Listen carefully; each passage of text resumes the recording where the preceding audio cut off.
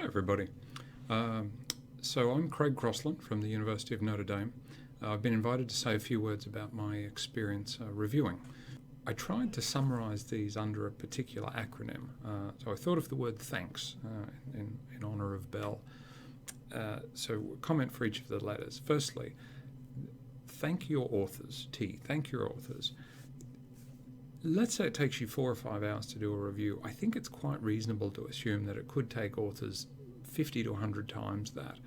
I think it's really helpful to make it clear to the authors that you appreciate and recognize the amount of work that's gone into the study, irrespective of what you think about the paper, whether you like it or whether you hate it.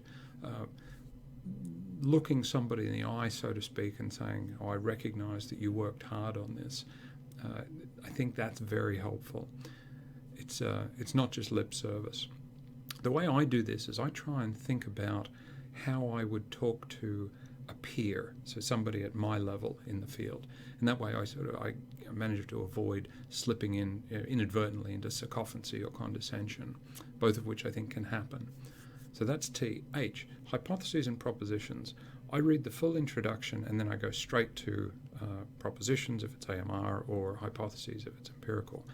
Now, for AMR, not every paper has propositions. I don't think they need that, but I think you get a really good insight into how the authors are thinking. If you go straight to the propositions and one, they don't seem related to the introduction, or two, they're tautologous or they're non-falsifiable or ill-defined or unclear or the constructs don't make sense, that's a red flag for me. On the other hand, if they are clear and they fit together nicely, you can understand the relationships among the constructs, that to me is a good signal. What I think is, and then when you go back and actually read the paper, you've got the propositions or the hypotheses in your mind, and I think it's an easier way to figure out what people are trying to do. The same thing with hypotheses. So the TH, A, add value. Now, obviously, we all want to add value in reviews, but the way I do this is thinking, well, why did the editor ask me to review this particular paper? So there's often a couple of literatures that we see, and I assume that the editor has considered that and that they've probably assigned me because I know something or a little bit more comparatively about one of those areas. So don't feel bad, I think, in focusing on what you're good at. It's okay, I think, to not have a full grasp of every aspect or every literature in the paper. Similarly, in an empirical sense, if there's a technique that you're not that familiar with, I think it's okay to say that. If it's a very unfamiliar technique, then it might be worth doing a little bit of reading about this because perhaps nobody is going to know about this. But I do think focusing where you think you can add most value is beneficial. N is notes to the editor. I've never been an editor. I don't think I want to be an editor. I don't think I'm ever going to get asked now after this. But I know that these are extremely helpful.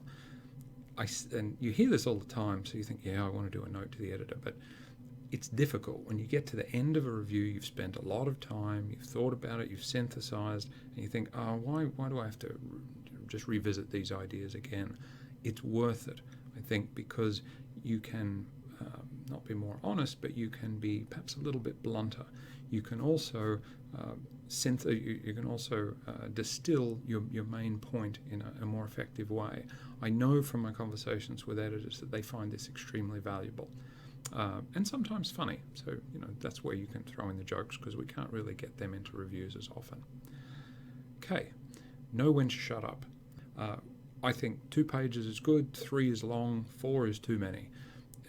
We get annoyed when authors go on too long, so I think we need to be careful about not giving people too many things. In the academy journals, we have 3 reviewers, we have an editor's letter. We don't want to be responsible for authors consistently having to respond to 15 single-spaced pages of text, and we can deal with that. So I feel like a 2-page review, perfect. Lastly, S, see what the others say. I mentioned this before, but the thing that I have learned that's taught me the most, I think, about reviewing is going back and when you see the editor's letter, read the editor's letter, read the other reviewers. And don't just read the editor's letter to see where they highlighted your comments, because we do that, we all do that. but you want to see what others have said as well. And don't feel too bad if everyone seems smarter than you. I get that a lot still now. I'll look at other reviewers and say, oh, that's how I should have said what I was trying to say. But we do learn from that. I think it's also helpful if it is an R&R.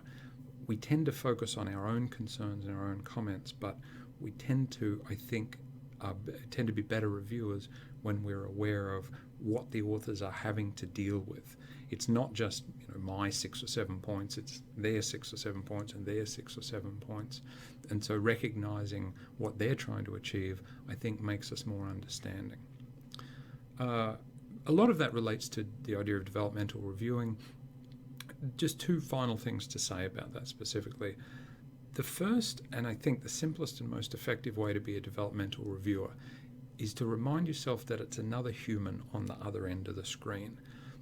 This changes your behavior, it changes your tone, changes your advice, changes your focus, and I think it reminds you that it's a conversation. Now, it's an asymmetric conversation, and it's one where the editor in particular, and I guess you as a reviewer, you have a little more power than the author, but we see those in our field all the time. I still think it can be an effective conversation, but remind yourself you're talking to a person, not just talking to a manuscript.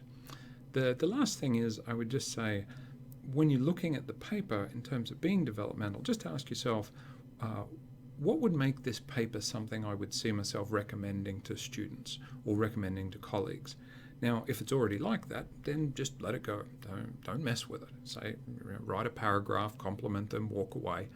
But if there are some challenges, you want to identify those challenges, but you want to remind yourself that the advice just isn't just about removing something that's there, but it's about what should go in its place. And those 2, I think, are qualitatively different things. I think we tend to be really good at the first bit, and we tend to be less good at the last. So in summary, thank you again for the great honour. It's a privilege to be able to offer my suggestions about reviewing. If you want to take anything away from this, I would take away the word thanks, the acronym thanks. So thank the authors, hypotheses and propositions, add value, notes to the editor, know when to shut up, and see what the others say. All right, thanks very much.